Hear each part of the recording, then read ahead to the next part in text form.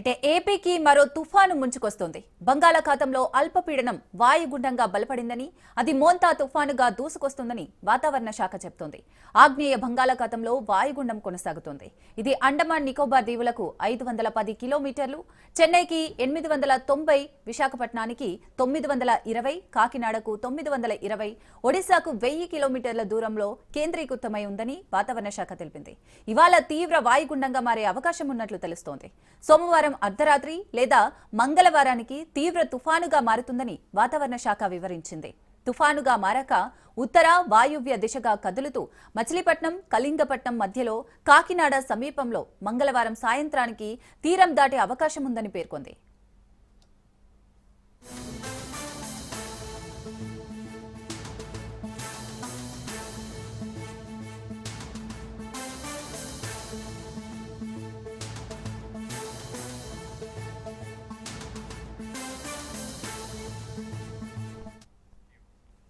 మోంతా కారణంగా ఏపీలో పలు ప్రాంతాల్లో విస్తారంగా వర్షాలు కురిసే అవకాశం ఉంది. 3 రోజుల పాటు కొన్ని జిల్లాల్లో అత్యంత భారీ వర్షాలు కురిసే అవకాశం ఉన్న నేపథ్యంలో అక్కడి ప్రభుత్వం రెడ్ అలర్ట్ జారీ చేసింది. మత్స్యకారులు వేటకు వెళ్లరాదని చెప్పింది. విశాఖపట్నం, మచిలీపట్నం, కృష్ణపట్నం, నిజాంపట్నం, గంగవరం, కాకినాడ పోర్టులకు 1వ నెంబర్ హెచ్చరికలు జారీ చేసింది. తుఫాను కారణంగా గంటకు 110 కిలోమీటర్ల వేగంతో గాలులు వీయొచ్చని ఏపీ రాష్ట్ర విపత్తుల నిర్వహణ సంస్థ తెలిపింది. ప్రజలు అప్రమత్తంగా ఉండాలని చెప్పింది. తుఫాను తీవ్రతను బట్టి బయటకు వెళ్లాలని సూచించింది.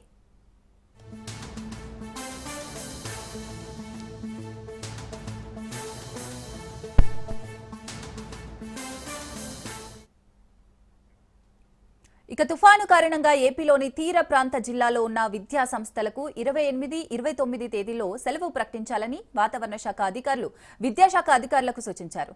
దూర ప్రాంతాలకు వెళ్లేవారు ప్రయాణాలు వాయిదా వేసుకోవాలని పేర్కొన్నారు. భారీ వర్షాలు కురిసే అవకాశం ఉండటంతో మచిలీపట్నం, దివిసీమ, విజయవాడ, గుంటూరు, ఏలూరు, గోదావరి జిల్లా ప్రజలు అప్రమత్తంగా ఉండాలని అధికారులు కోరారు. రైతులు వ్యవసాయ పనుల్లో జాగ్రత్తలు తీసుకోవాలని, పంటలను రక్షించే చర్యలు ముందుగానే తీసుకోవాలని అధికారులు సూచించారు. లోతట్టు ప్రాంతాల ప్రజలు అప్రమత్తంగా ఉండాలని, తుఫాను సమయంలో అత్యవసరం అయితే తప్ప బయటకు రావద్దని అధికారులు హెచ్చరించారు.